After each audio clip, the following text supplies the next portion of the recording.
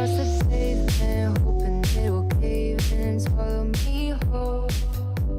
Wonder why my mind keeps on spinning. This isn't how living to me was told. You know, I always talk about my 2053 goal for Black America, and that's for us to have wealth. One of the biggest issues that have been reported to us is this impression idea that by 2053, we're going to have 0% assets, essentially. You understand me? Essentially meaning we're going to have 0% wealth. But my 2053 plan is the fact that Black people will have the same amount of wealth proportionate to our population. And that's also taking in the thought process that we're going to have a population growth, right? By 2053, I want to see more families. I want to see us owning more land.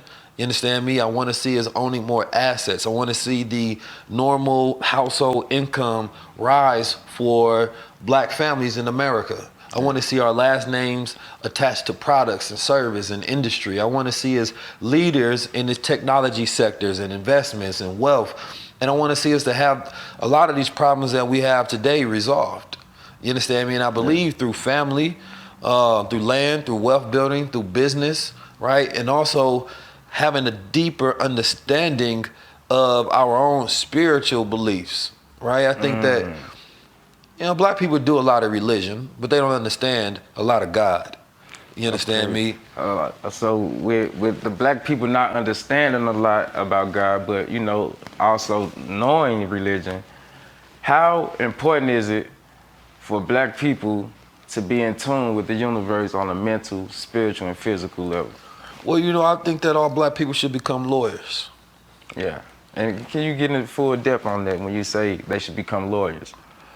Well, I mean spiritual lawyers that understand the laws of the universe. You know, the issue is most people understand the law of attraction. That's just one law. But you can't utilize that law in all circumstances and situations.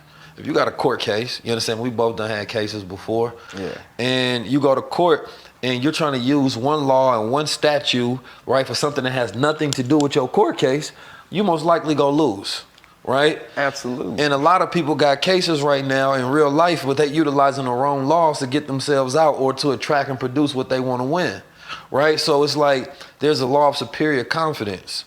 You understand me? There's a law of focus. There's laws of many different things that we can utilize in different situations that will allow us to be able to master our world and our universe. And I believe that once we start to master the laws of the universe, which act in a mathematical function, which is basically the teaching and learning how to utilize our mind in the way the universe works. We study science, physics, metaphysics. You know, we study a lot of different things, but we don't have a true understanding and we don't have a grip and a mastery. Those who control, rule, and own this world, they understand the laws of the universe. Those who are successful, that make it to the 1%, whether it's subconscious or unconscious, they operate within the laws of the universe, right? So when I started operating in that particular thought pattern and process, whether it's the law of focus, being able to concentrate on something for a prolonged period of time, right? We always hear the 10,000 hour mastery goal, but that's gonna take you about 3 years. If we really want to put in 10,000 hours, that's like at least 3 to 4 years, right? College and high school represents 10,000 hours. Yeah. But we don't come out of college and high school with any mastery. We go through from age 1 through 4, no mastery. 4 through 8, no mastery. You understand me? 8 to 12, 12 to 16, 16 to 20, 20 to 24. There's no mastery going on. Yeah. So I would like for us to be able to operate at a higher level on all levels and stop taking things for granted, because to be honest, and it's not just Black people, but it's just the 2021 version of people, this generation, we can't focus on nothing. You know, like if I ask this question, and it go for me and you, and it's everybody that's watching as well. If you took every idea that you had, that you came up with, every genius one that you ever thought of, and you truly executed on it 100%, you'll be in a much better place in life. Like if you was able to actually focus, the difference between, I believe, this is the chief difference between successful people and failures in life, is your ability to focus. And that was, start to finish. That was going to be my next question for you. I heard you said that most people only know the law of attraction. So can you explain to the people how important it is for the law of focus?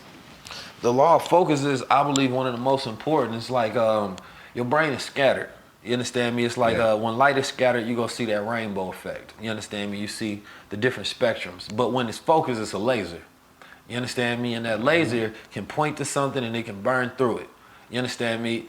And that central point of focus is directed energy, right? Concentration is prolonged focus. If you can concentrate on something for a prolonged period of time, you can manifest and produce anything into reality. So the law of focus saying that, yo, I want to get into NFTs. Boom. The moment I start and the moment I don't quit is how I make a new habit. I tell people all the time, it don't take 21 days to make a habit. Take one. The day you start and the day you don't quit. The difference is most people don't understand the law of self-control. They don't understand the laws of focus. So you start something and you get distracted. You know, the devil's job is to keep the mind distracted. God, the mind of God is one that's completely focused. If you ever locked in, you in the zone, and that area of your brain, whatever you thinking about is only thinking about that. But then I understand that we have thousands upon thousands of thoughts per day, right? But 70 to 80% of them, according to science, are negative, right? So that means that your positive thoughts, your strong thoughts, get weakened and get dampened by self-doubt, by negative thinking that persists. So you have to create an environment that is conducive to you having those positive thoughts actually live and being brought out, right? Otherwise, you're going to abort those thoughts, you're going to procrastinate, you're going to lose focus, and then you're going to indulge in something that keeps you even more distracted. So the goal with that law of focus is, number one, rooting out the distractions in life, clearing them out. Like when my mind is clear and I'm not distracted, because, you know, this year I've been going through a lot of different business battles.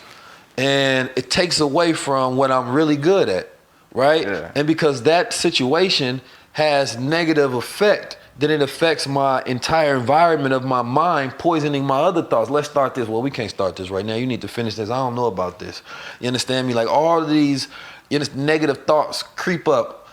And my good thoughts, for the most part, are 100% genius. And if I follow through with them and execute 100%, then I'll be exactly where I want to be based on my vision.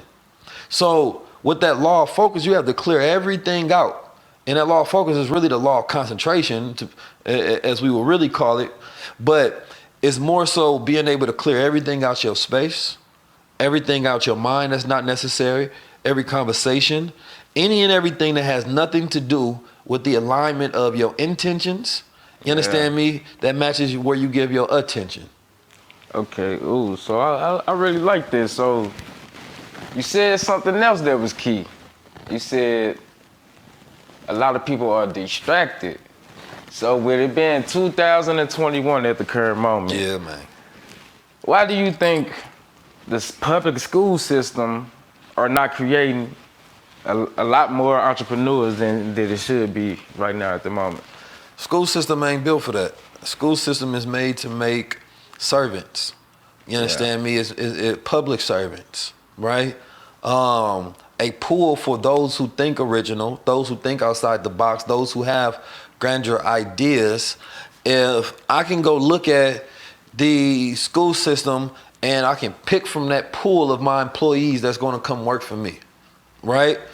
Now, let's take in granted that there are some schools that turn out some good thinkers, right? But the most original thinkers are the ones who develop their mind on their own, that think for self and do for self. In my book, Paradigm Keys, I talk about abstract thinking versus technical thinking and how school is designed to domesticate the mind, to make you a technical thinker, meaning do as I say. Don't come up with your own creative way. Don't question everything about the process. And along that way of becoming a better student, you're losing your creative learning abilities. Because creative learning can be strengthened. Creativity is something you do. You understand me? Meaning that you can master it. You can train the brain to be more creative. And so the average student comes out of high school less creative. The average student comes out of college less creative. Why? Because you're stuck in an environment that's constrained by rules that you must follow. And the more you follow those rules and think less on your own, the better you will be as a student. Right? Yeah. So that's why the class clown that was diagnosed with ADHD, you understand me, is now a comedian making millions of dollars. And the students that got A's are now working for him on set or her on set. Yeah. So there's a lot of people that were A students at school but failures in life, and there's a lot of students that were F students, D students, C students, you understand me, and failed school but are successful in life, right? So the fact that we even measure ourselves by A, B, C, D, E, F, we're putting ourselves in this classification to be graded like animals based on what our potential is. And it has nothing to do with our potential, with our abilities to learn, with the possession of the brilliance of our minds, our skill sets, our talents. So it's unfair. It leaves us at a disadvantage. And it's not even enough male teachers to mentor young boys to teach them in a proper way, right? Yeah. Which the school system was specifically designed that way by Horace Mann. You know, he set it up and said that he wanted more women to work in that position because he believed that it wasn't a high-level job, right? Yeah. He believed that women should be in that duty, therefore it should be low-level pay, right? Yeah. So to this day, it's the one place that women don't have to fight to get their rights. There's always going to be more women teaching than there are men. And that's a chief issue with reality today and why young boys are not getting mentored the right way because they don't have enough male figures in authoritative positions in their life, rearing them in the right capacity. Now that just led me to my next question. As you can look around the world today in 2021, you can see the demasculization of black men going on around everywhere you look. You see Lil Nas X, they praise him. You see guys, I even seen some of your favorite rappers painting their nails, selling them. So what is the importance of black masculinity? Black masculinity is the true savior of this world for me. And the reason I say that, and of course, you know, black female femininity as well, because that's the structure and that's the conditions in which we are able to rule our own world for ourselves. Yeah. The masculine mind is able to will things into existence, right? If you was to look at the biology of the black body and how it coincides with our testosterone levels and how that's connected to what's considered to be biophotons, right? A light energy that our body emits that allows us to heal and it connects us to the fabric of reality. When you have low testosterone, that light, that energy, that will is low. When you have high testosterone, it's balanced, then it's higher, right? That light that you emit on that scale is higher, allowing you to produce your will into reality. So the black man's will has been compromised. The things that he want to produce in this reality, he can't do it because he's not in his biological function to act as he was intended by nature, which is to be a God, to be able to be, and it is. You look at every other group in society right now, the LGBT group, the trans group, right? Yeah. The Asian group, the Jewish group, the women's rights group, they're able to get their will produced in reality. They can organize, focus, strategize, and produce. They go in power. Power is a very masculine order, right? So what happened when you don't see enough black men producing from their will? It's because they've been emasculated. So they don't even want power, right? You know, I studied my good brother, Dr. Wesley. I consider him a mentor as such, right? Yeah. And I read all his books. We had a good interview before. And he gives a great breakdown on the target or the agenda of effeminization and the target of black male masculinity.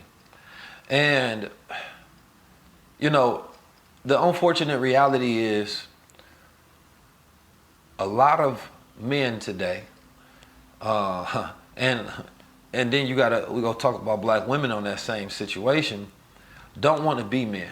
They believe that it comes with too much pressure, right? Yeah. But see, a real man accepts pressure.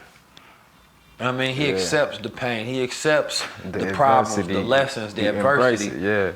As my brother Derek Gray said, adversity builds character. That's the ABC of manhood. You understand me? But when it comes to being a man, there also is the side of being honorable, being respectful. You understand me? Knowing how to speak, knowing how to, when it comes to putting together situations instead of getting super hostile, right? A man knows how to be able to foster communication and resolve issues, right? But when these things are lacking and his emotions are heightened, he's fearful, he's insecure, this creates a situation of violence. This creates a situation where men quit and men procrastinate, right? So that masculine order is talking about men being able to dedicate themselves to self-determination, to act with willpower. You understand me? Like a human being in their natural role and function don't have to be taught the laws of the universe because they will naturally act within them, right? But without black masculinity, there is no future for the world. Not just for the world, right? Because when we think about civilizations that came into fruition throughout time, right? Those, Egypt, if you go look at Egypt, there would be no pyramids if it wasn't masculine men setting out on these grand visions to produce something into reality. You understand me? Great civilizations coming together in order is based on masculine ideas. Now, there's also the feminine aspect of all men and all women on the planet Earth, right? That, of course, understanding our emotions, it's a feminine thing to do. Expressing our emotions, proper communication. There's different ways and different things that are feminine and are good, but the whole embodiment and expression of masculine energy is the male. The whole embodiment and expression of feminine energy is the female. But what happens is black women today, I think, are some of the biggest culprits when it comes to, the emasculation of the male, and mostly by celebrating the emasculated man. You understand me? They friends, they are gay. Kick it with them. And there's nothing wrong, like, you go have your friends. Even the cartoons. Right. And mostly it's because those men are mostly more feminine than the women they're hanging with. So they around them absorbing their feminine energy because they've been so compromised. So when I hear the thought process, why don't more black men protect more black women? Well, protection and that role of function, that's what real men do, masculine men do. But when you get to the effeminated ones, fear gonna stop them. They ain't got no honor in them.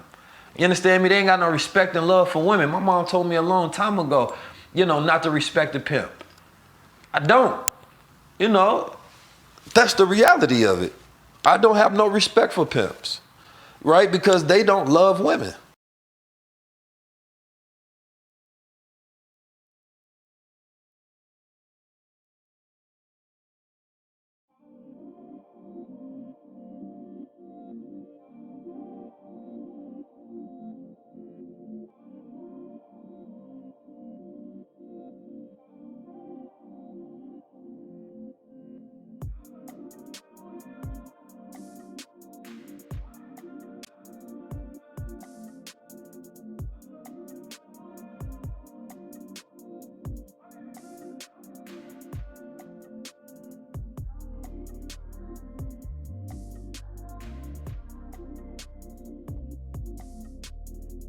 You can easily bend the limbs, but when that tree gets deep rooted and grows, if you try to bend the limb, it'll break. And so you're looking at these baby boomers, and the coding and programming is so embedded in them for so many years that it's they've become rooted trees. They've grown and they've got stiff bark, and you can't really bend those limbs. They'll just snap. And a lot of them aren't ready for that information. So you have to just, when I tell people who always ask me, how do I get my family members to wake up, and how do I said, you just be the light. You just do what you do. Don't put pressure on them. Every now and then you may drop a gentle seed, and that's about it. And just let them look at your life and how you're moving. Eventually they may start to ask some questions. Right. And then you can answer the question and walk away. Don't go too deep again. Just little bit at baby steps, a little bit at a time. Some of them will come along, some of them may not. Just be happy that you're doing what you're supposed to be doing, and you're finding yourself. And then others will also see how you're moving and how you're living through this matrix. And then they will then begin to ask you questions. And some people will jump right on in with you, full blown. Some people will take time. It's a gradual process, but like you said, you can't overdo it. Everybody's in their own game. Exactly. Lead that's by right. example. Just lead by example. If it's not for you, it's not for you. If it's, Right. like, And you know them by their fruit. Yes. Yes. Right. Right. It's like, did we miss that message?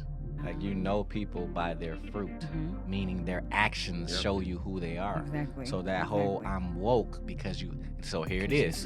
Let's go back. I was about to go full into that, which is okay. You got the information. You got all his knowledge. Yeah. Neo, when he went, he got into the chair, got the thing plugged into him, and he was sitting there for hours just downloading information, right? Yeah. Yep. And he said, and he told Morpheus, I know Kung Fu. Morpheus said what? Show me. Right. Right. Oh, Right. you know, show me. Exactly. Right. It's the action that proves it. So right. he went in that simulation again to show him he knew Kung Fu. And what did Morpheus do? He whipped his ass. Yep. Beat him Yep. down. He beat him down. He's training him the whole way. Yeah, you learn some information, Until but you can't that apply information- it. Until you apply that Yeah. information, it's not real. It's not in this Exactly. realm. It doesn't exist. It just exists in your mind Yes. until you apply it. Absolutely. That happens to me all the time. People